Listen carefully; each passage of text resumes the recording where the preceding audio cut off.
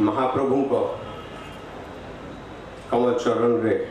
श्रद्धार पुष्प अर्पित कर उपस्थित आजकार मुख्य अतिथि गजपति जी महाराज स्वयं एठारे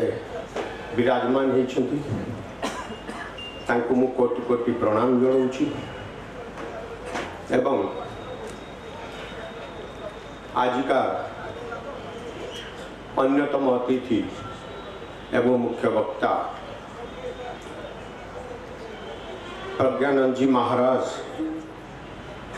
जहाँ को मु सामना केबे मध्य उपस्थित अच्छा मो सौभाग्य मुझे प्रणाम जनाऊँ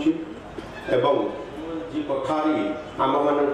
मध्य उपस्थित रही आज कार्यकर्ता भाया सका आम सहित बुलिकी सब परिदर्शन करते बारंबार प्रणाम जनाऊँ मुझे चरण धूली तरसी जाए से भाया लोकर चरण धूली टे पाइबा कष्ट मत लगे कहीं मुझे समय नष्ट करुच्ची से न आसले भल होता किंतु से सबू प्रोग्राम कैंसल करके आज ये बस बाकी जी सन्थ मानकर समस्त परिचय तो जानी किंतु श्रोता बंधु साधु सन्थ एवं गणमान्य व्यक्ति जो मैंने बस कार्यकर्ता जो मैंने स्टॉल लगे